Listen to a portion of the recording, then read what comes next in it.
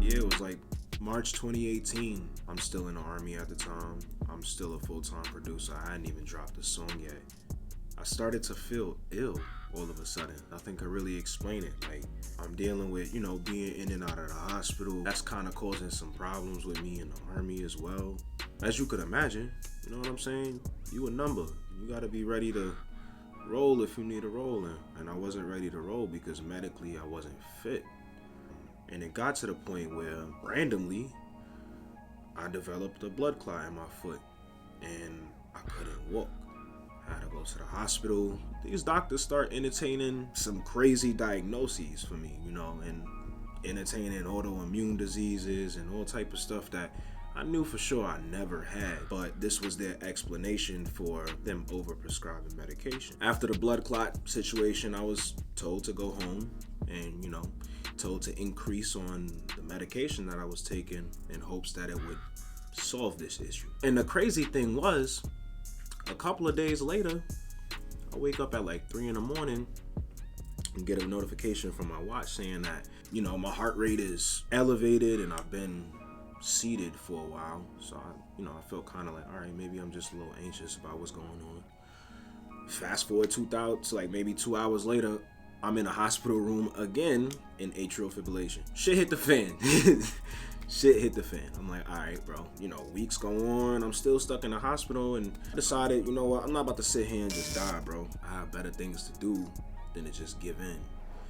So instead, I ended up asking Aunt, yo, bro, can you bring my laptop? Can you bring me my little Akai keyboard, my MPC, my iLock? I just need something.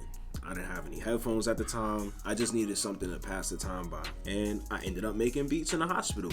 And they weren't the best beats, but I was making beats in the hospital. And let me tell you, everybody on that floor knew who I was. I couldn't just give up. The whole like making beats thing, it brought a new fire to me. That was actually a cool time because I was still learning then, like I said. It got so, I guess, incredible and content worthy, because content is king.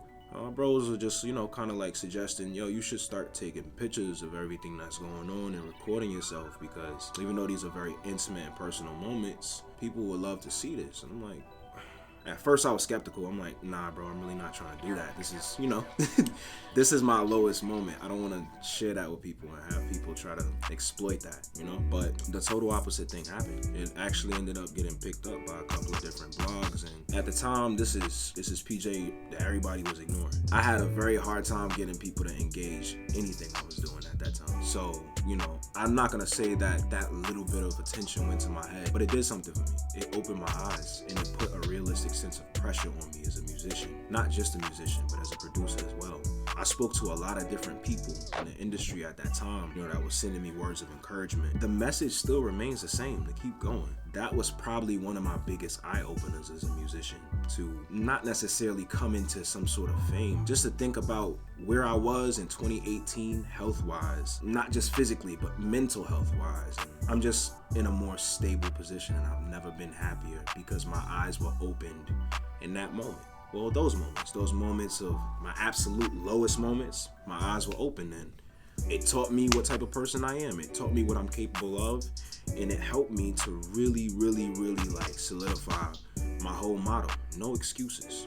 If you have enough motivation to get through the day, you can get through another one, and I firmly believe that. So that's just one of my stories, and